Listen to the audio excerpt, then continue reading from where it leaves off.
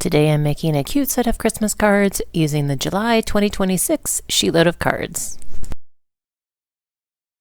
Hey, it's Beth. Welcome. It is the start of a new month, which means it's time for a new SheetLoad of Cards from Call Me Crafty Al. So we are up to the July 2026 SheetLoad, and the SheetLoad gives you a sketch, supply list, a cut list, everything that you need to know to help you make a set number of cards. This month we are making 9 cards and using 6x6 papers. So for my sheet load this month, since it's July, I am doing Christmas in July. I pulled out the Christmas Critters and Christmas Critter Basics from the Not Too Shabby Shop, and I will be pulling my papers from probably both of these pads just to kind of, since these are very character-driven patterns and these are kind of more of your basic patterns, I'll probably mix and match so that it's not overwhelmingly character. And then I also have the Christmas Critter ephemera pack to use along with that. So I'll be pulling in a stamp set or two for some sentiments. And we can go ahead and get on working with this month's sheet load. As I'm sorting out the strips that I cut down from each of the pattern papers and pairing them up, I do want to let you know that this is a hop. There is a playlist linked in the description box below that you can click on and watch all of the creative team members and see how we used this month's sheet load. It's always fun to see everybody's different take on, using the same sketch. We all start with the same base sketch, but our cards all look, different and unique. So that's always super fun to see. I have sorted out the strips in pairs and how I want to use them. And then I brought in an extra matting layer because some of my papers were white background and I'm putting them on white A2 card bases.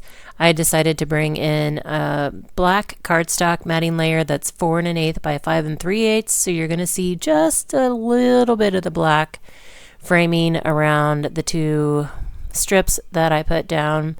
And it's just enough to create kind of a barrier or a differentiation in the patterns and the card base, and it kind of helps the colors pop. I was debated, do I want to do red? Do I want to do green?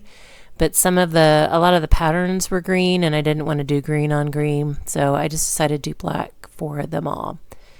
Now, I wanted to bring in some Love from Lizzie strips to put across that seam in the middle. 1, just to kind of add an extra touch of shine, and 2, just to cover up that seam. So on this particular card, I am using red, and don't worry, after this first one, I am more frugal with the strips and realized that I just didn't think about it. I just knew I wanted to put a, peel off strip on the card. And I didn't think about the fact that I really only need 2 scrap pieces because that middle section will be covered by my rectangular element. So for this, I brought in some black cardstock again for that matting layer, and then white for my sentiment. And the sentiment is from a Stamps of Life stamp set. I will link it down in the description box below for you. I don't have it in front of me to remember the name, but I will link it down below if it is still available.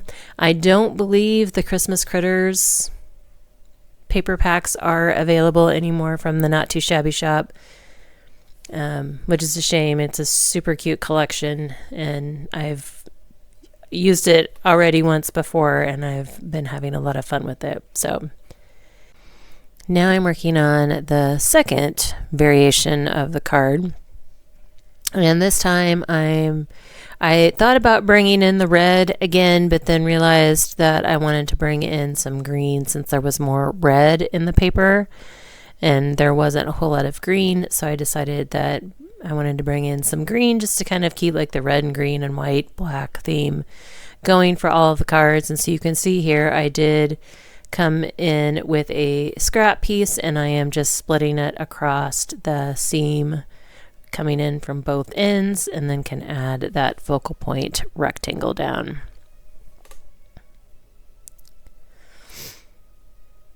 And then for my third variation, I'm using the last pair of pattern papers. And I did choose 3 each from the Christmas Critters pack and Christmas Critters Basic. And so like each card has like 1 strip from each of the packs basically.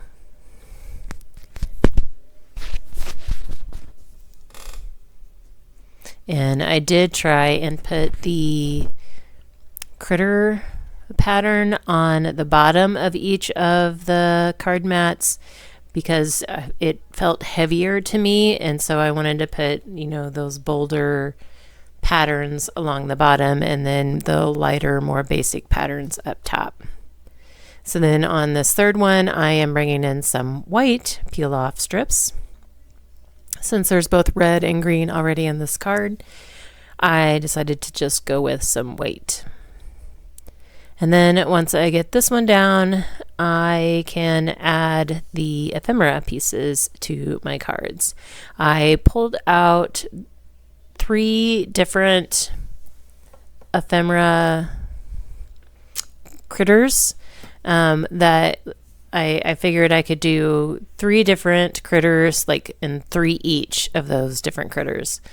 So I went with the ones that had like 3 of each, that were basically the same size, and in place of that little vertical strip on the sentiment piece, I'm going to use these ephemera pieces.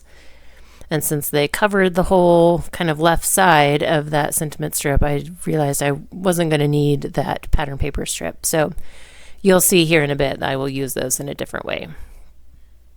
I'll go ahead and add my cute little Christmas critters down.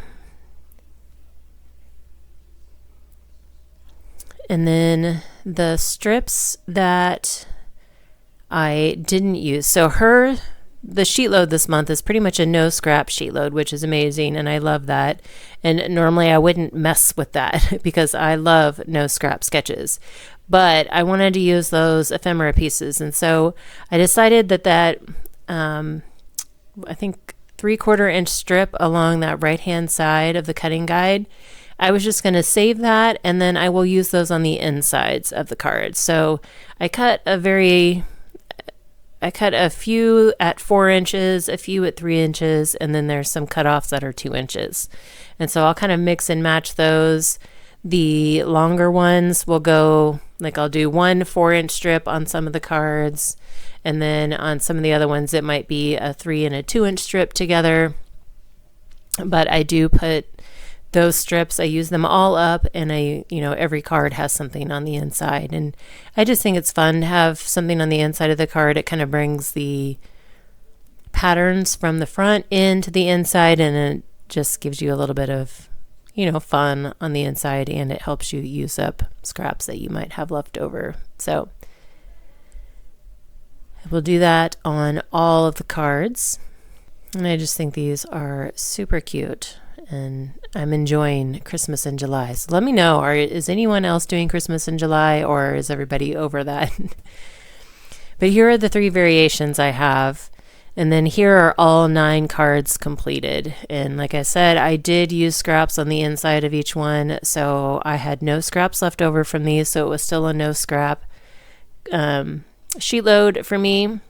I did end up adding a star ephemera piece up into the right, like top right corner of the sentiment piece. But please be sure to check the description box for the playlist link and Alicia's video on how you can get this month's sheet load. Thank you so much for your time today, and hope you all have a very crafty day.